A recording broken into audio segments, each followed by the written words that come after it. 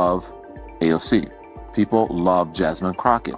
People love Eric Swalwell and the like. And I think that the Democratic Party should put the people out there who the people want. They should put the politicians out there who the people want, who they're asking for, who are meeting the moment with the same energy that they're not asking for AOC. Yes, they are. The people you party with No. The people I party with don't like AOC. Oh, please. No, they don't at all. Well, most people don't. But she's AOC, very far left. Let me tell you why I'm saying that. The panic is real and AOC knows it. Since Bill Maher interrupted her woke outburst live on TV, she's been spinning quicker than a CNN fact-checker. The takedown was not just nasty, it was surgical. No sympathy, no filter, no escape. And honestly, for her, it was inevitable. After years of lecturing America on Twitter, reality just hit back. Instead of just calling her out, Maher exposed her. Her political performance as a whole, her tales, and her slogans are all dull. It's becoming old. I have all of the scorched earth footage for you, so hold on tight.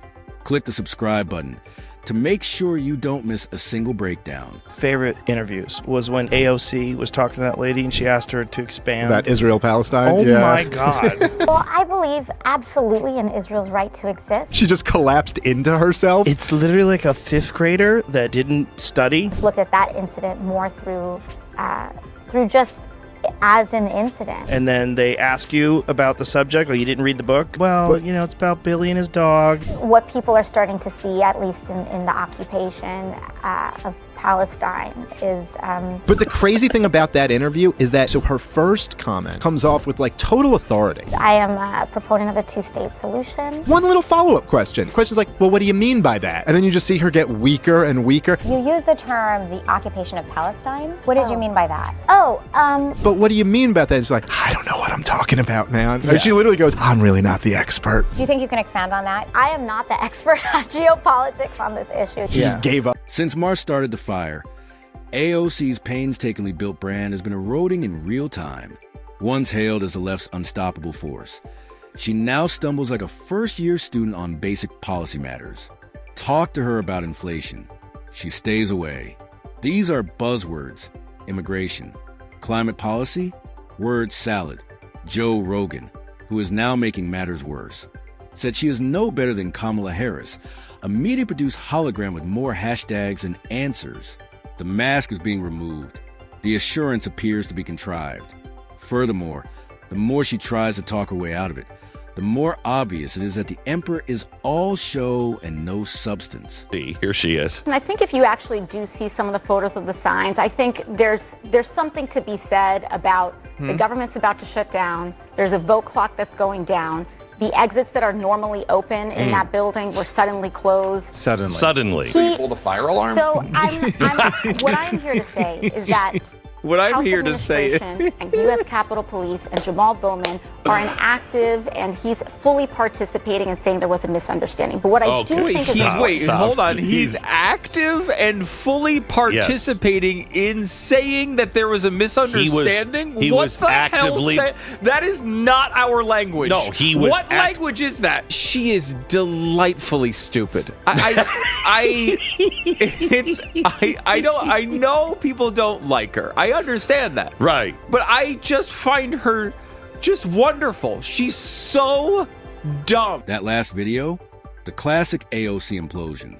An overwhelming amount of language that seems intellectual, yet has no answers. In an attempt to hide the fact that there isn't any actual meat on the dish, she frequently uses terms like intersectionality and systemic injustice as seasoning. But the magic is coming to an end. Even her admirers are squinting, asking, wait, what just did she say? It's like seeing someone try to wing their way through an argument for which they didn't study in college. Passion and policy are not the same thing.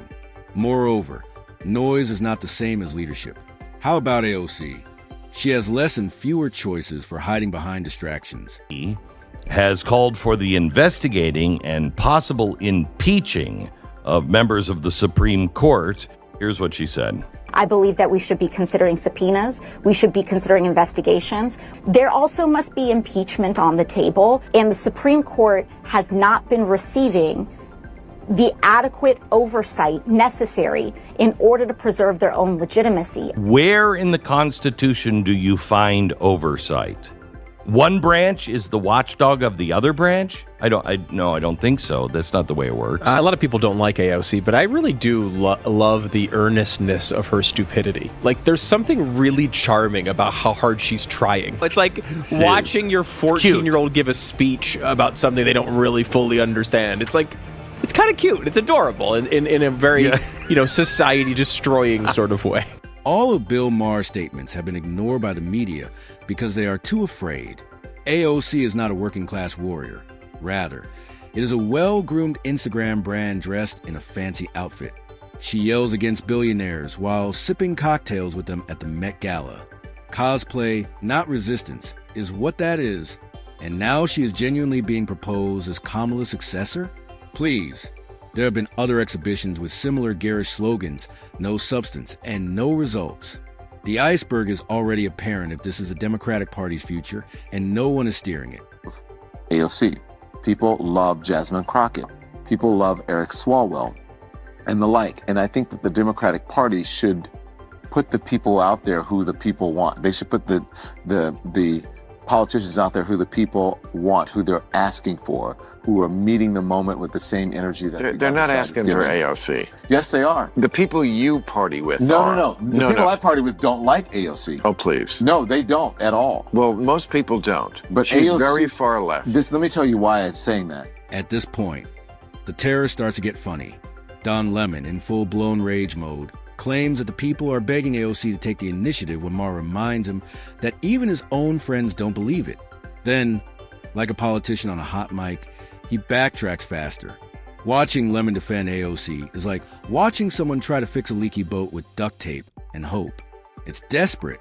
It's not comfy. Furthermore, it only makes matters worse. If Don Lemon serves as AOC's primary media spokesperson, she has no chance of winning the presidency. People will vote for AOC and Donald Trump on the same ticket because they're authentic. No, because they're authentic. I don't think that. Okay, that Don. I think you're wrong about that. What people like about people like Trump and Fetterman is because it's irrelevant to her life. But you don't know her life.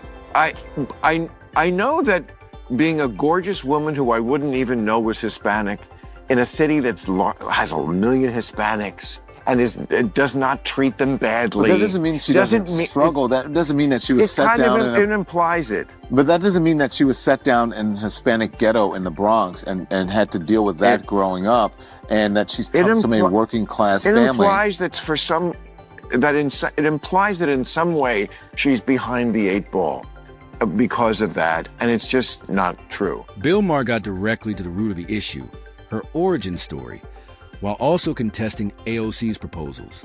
You know, the whole "I came from nothing" thing. Not exactly as it happens. She grew up in a decent area, went to a good school, and had access to opportunities that most Americans can only dream of. Therefore, when she pretends to be the voice of the poor class, it is less activist and more actor. Then, with God's blessing, Don Lemon tries to compare her to Trump. You get what you see when you think about Trump. AOC, on the other hand, is highly produced and lacks genuineness, resembling a Netflix reboot. So I don't know if she's behind the 8 ball, but I don't think she's as privileged as many people who are in Congress right now. Is that privileged or not? She was a bartender. Yeah. You know, so I was a delivery boy. But I'm saying sometimes, Bill, you don't agree with Donald Trump's policies. No. But that's what the people want. Some of them. Whether you like her or not, I don't like what she did with Amazon in New York, but I think AOC she's a Democratic icon. Well, she's the wrong. If you think that's the direction the country the Democratic. I'm not saying the policies that she espouses that's the direction, but I'm saying that you have to give the people who are out front speaking for the party, not the people who are. If you think she's evolving, yeah, she's evolving, and as we all are, and she is moving into right. She understands the game a little bit more, and if you notice, she is sort of becoming a sort of normal kind of Democrat in many ways. Yes. I think she's evolving. Okay, great. She's a very smart tactic, and she's very smart. Let's get behind that. Let's talk about what's left of Lemon's logic. He even goes so far as to declare that the people should choose anybody they choose to lead them, regardless of how ridiculous that may be. Really? Is that your strategy now? By that logic, if the crowd chants for Voldemort, we hand him the wand and step away. Today's politics are problematic because they are more based on feelings than principles. And that's how you convince politicians to ignore allies like Israel while cozying up to radicals. It's not bravery, but cowardice wrapped in hashtags. Lemon, too. He is the mascot of that disaster. Madam Chair, Madam Ranking Member. Here we are today. Republicans who have voted consistently against the Violence Against Women Act, who have taken away the right of all women to choose and have control over their own body, who, as women are bleeding out in parking lots across the country, standing there, allowing us to die, now want to pretend today that they care about women. And why? To open up gender and, yes, genital examinations into little girls in this country in the so-called name of attacking trans girls. And to that, today, what we have to say are two words: not today. This one gave me a serious migraine.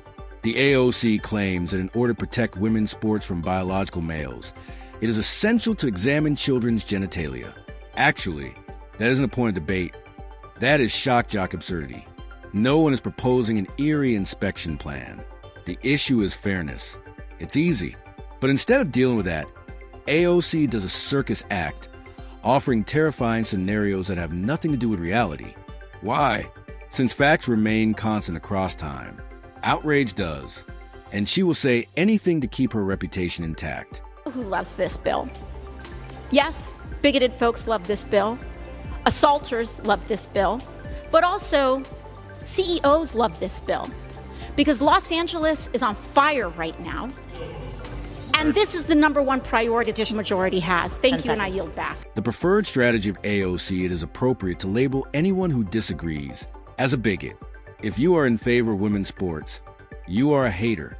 If you have any doubts about her record, you are adding to the problem. But underneath the anger and hand gestures is a depressing truth. Nothing exists.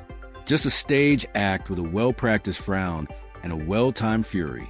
She lacks depth, clarity, and solutions, despite being highly emotional, as you can tell when you see her speak. Her political identity is based on style rather than substance. Bill Maher just switched the lights on. The illusion is dissipating, and those who keep her safe, they are in a hurry. AOC is not the spokesperson for a movement. Her noise is drowning it out.